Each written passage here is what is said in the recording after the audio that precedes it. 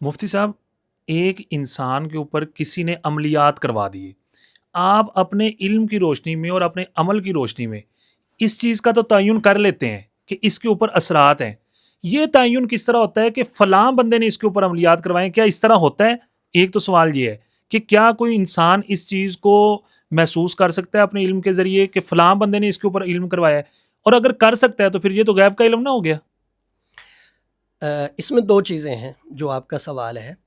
ایک سوال تو یہ ہے کہ مریض آیا، اس کو بتایا کہ آپ کو یہ مرض ہے.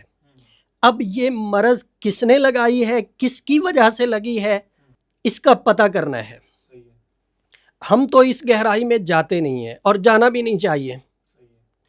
ہمارے جو اساتذہ ہیں، ہمارے اکابرین اسلاف، انہوں نے سختی سے اس بات سے منع کیا ہے کہ آپ کسی کو یہ نہیں بتائیں کہ آپ کے اوپر فلاں نے جادو کیا ہے. پتہ چل جاتا ہے؟ ویسے پتہ چل جاتا ہے محنت کے بعد، لیکن اس میں بھی احتمال ہوتا ہے کہ آپ کے جو مخبر ہیں وہ آپ کو سچ بتا رہے ہیں یا جھوٹ بتا رہے ہیں.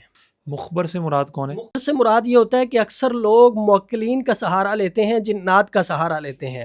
اب جو جنات کا سہارا لیتے ہیں، جنات کا تو کام ہی شرارت پھیلانا ہے.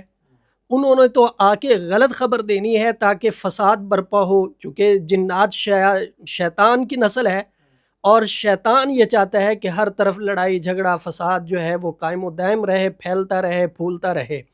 اسی طرح وہ جھوٹی خبر آ کے دیتے ہیں اور عاملین جو ہے وہ اس کو بتا دیتے ہیں.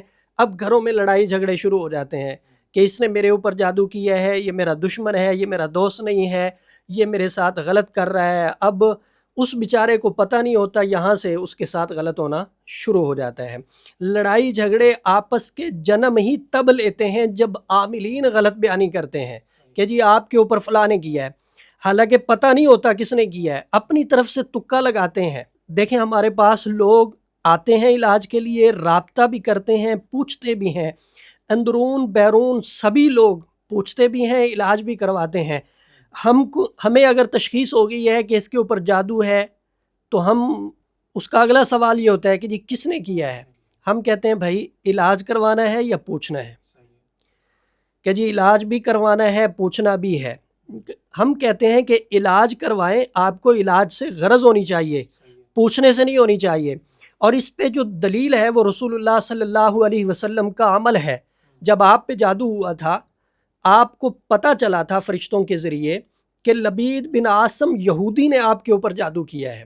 حضور علیہ الصلوۃ والسلام صحابہ کو ساتھ لے کے اس کنویں پہ پہنچے، چونکہ فرشتوں نے نشاندہی کی تھی کہ بالوں کو کنگھی میں گرے لگا کے فلاں کنویں کے اندر پھینکا ہوا ہے. جب کنگھی نکالی گئی تو گرے لگی ہوئی تھی. قرآن پاک کی آخری جو 2 صورتیں ہیں یہ جادو کے توڑ کے لیے ہی نازل ہوئی ہیں. حضور علیہ الصلوۃ والسلام ایک ایک آیت پڑھتے جاتے تھے اور گرہ کھولتے جاتے تھے. 11 ہی آیتیں ہیں ان 2 صورتوں کی اور 11 ہی گریں اس کنگھی کے اندر لگی ہوئی تھی. حضور علیہ الصلوۃ والسلام گھر آئے، اما عائشہ صدیقہ رضی اللہ تعالیٰ عنہ نے پوچھا یا رسول اللہ آپ پہ جادو کس نے کیا تھا؟